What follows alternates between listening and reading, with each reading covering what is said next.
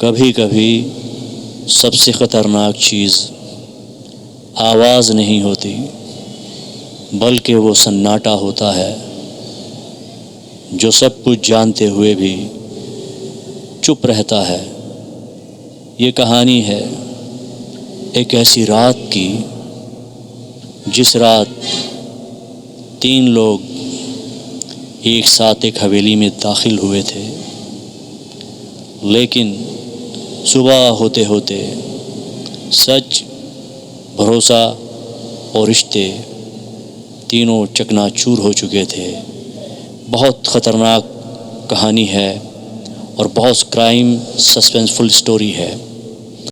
Friend, माई shadow heart narrative में आपका स्वागत है, वेलकम है, खुशामदीद है।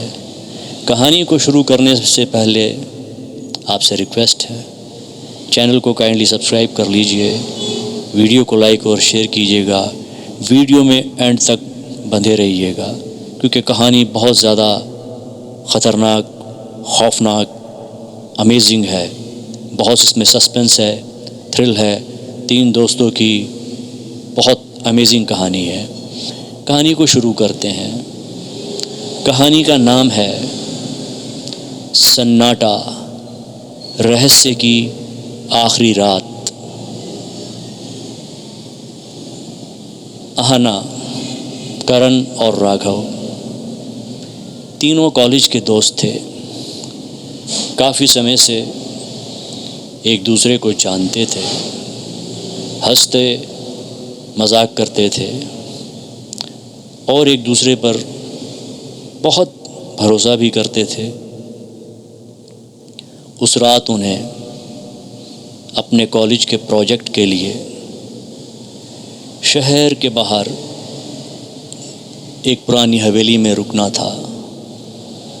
हवेली जो बरसों से बंद पड़ी थी, जहाँ ना कोई रहता था, ना कोई जाना पसंद करता था।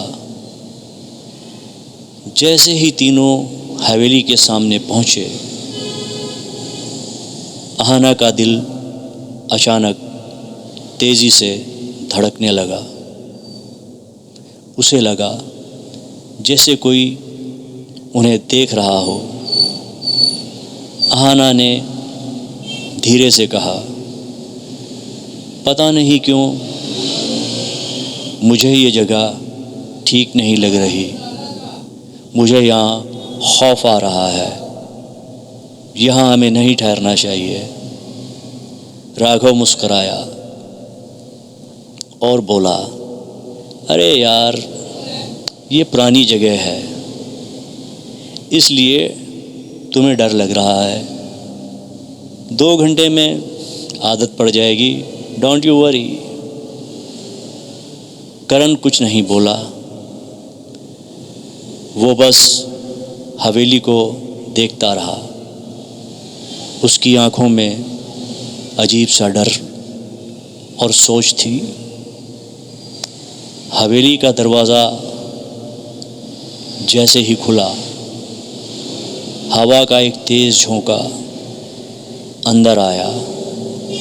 पुरानी लकड़ी चरमराई और पूरे माहौल में एक अजीब सी ठंडक फैल गई।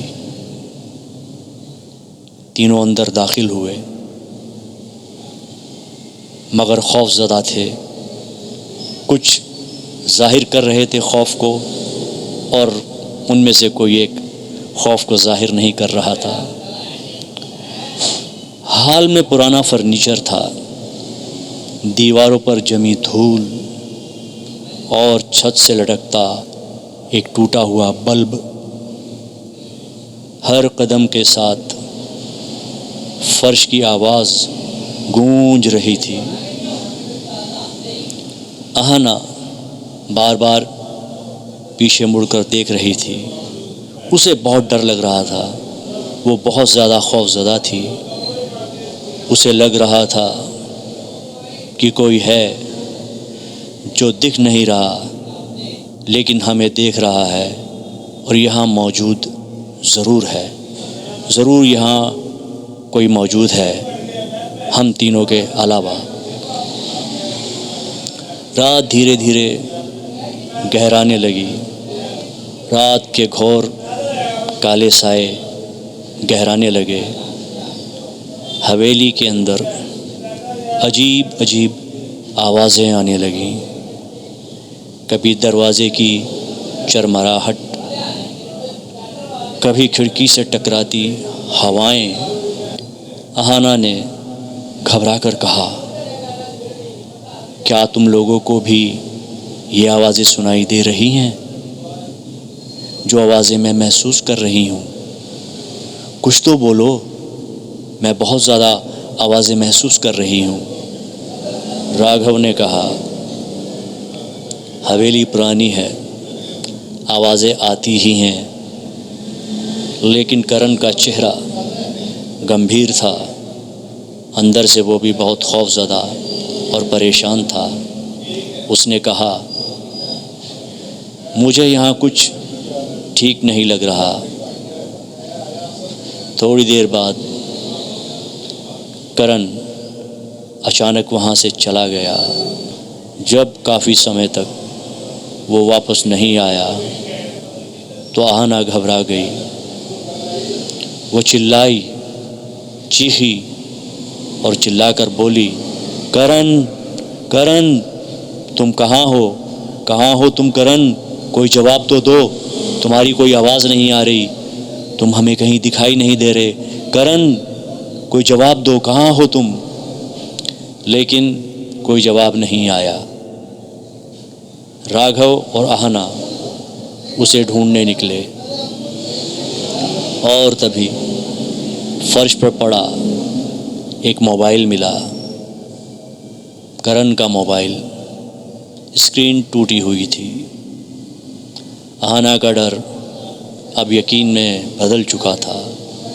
अहाना खौफ से पसीने पसीने हो रही थी और कांप भी रही थी। कुछ बहुत गलत हो रहा है। कुछ बहुत गलत हो चुका था। अगली सुबह पुलिस हवेली पहुंची। केस इंस्पेक्टर दीपक शर्मा को सौंपा गया।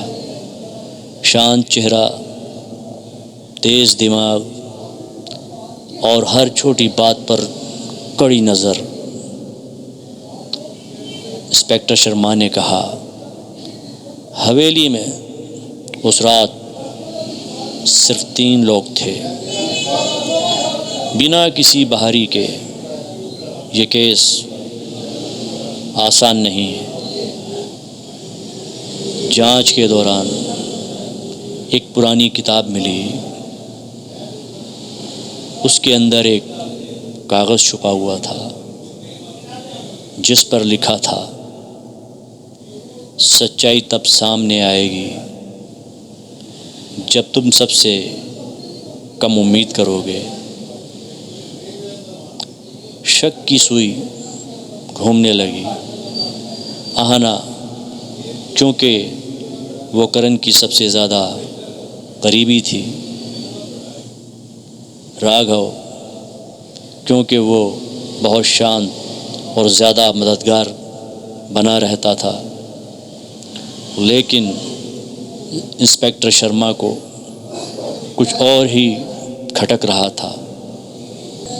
जांच में सामने आया कि करण और राघव के बीच काफ़ी समय से बहुत तनाव था। किसी बात को लेकर बहुत ज़्यादा तनाव। लेकिन बात क्या थी ये कोई नहीं जानता था। आखिरकार इंस्पेक्टर शर्मा ने राघव को हिरासत में ले लिया। लेकिन तभी सबसे बड़ा सच सामने आया। करण की मौत जैसी दिख रही थी वैसी उसकी मौत थी ही नहीं। करण ने खुद एक पूरा खेल रचा था। वो चाहता था कि अहाना और राघव के रिश्ते का सच सामने आए। वो चाहता था कि असली चेहरे बेनकाब हों। केस बंद हो गया, राघव जेल चला गया, हवेली फिर से खाली हो गई। लेकिन कहानी यहीं ख़त्म नहीं होती। उस रात अहाना हवेली में अकेली थी। अचानक हवा चली, दरवाज़ा अपने आप बंद हुआ और उसी सन्नाटे में एक हल्की सी हंसी गूंजी, करण की हंसी। सवाल वही रह गया, क्या करण सच में मर गया था या वो अब भी कहीं सन्नाटे में मौजूद है। दोस्तों, अगर आप चाहते हैं इसका अगला भाग हम बनाएं, इसका सीक्वल भी तैयार करें, तो आप हमें कमेंट सेक्शन में ज़रूर बताइएगा। और आपको हमारी आज की स्टोरी कैसी लगी? स्टोरी अगर आपको पसंद आई है तो चैनल को काइंडली सब्सक्राइब कीजिए, वीडियो को लाइक और शेयर भी कीजिएगा। वीडियो को शेयर आप अवश्य किया करें। वीडियो शेयर करने से होगा ये, जनता इसको देखेगी, इससे लाभ उठाएगी और लोगों को लाभ पहुंचाना ही हमारा मकसद है। और किसी भी टाइप का crime, thrill, suspense, murder, mystery story आप देखना चाहते हैं तो कमेंट में आप हमें बता सकते हैं। हम कोशिश करके आपके लिए वैसी ही स्टोरी और वीडियो तैयार करेंगे। नेक्स्ट अच्छी सी स्टोरी के साथ आपसे फिर मुलाकात होगी। तब तक के लिए अपना ख्याल रखिएगा, अपने आसपास का ख्याल रखिएगा। Bye bye.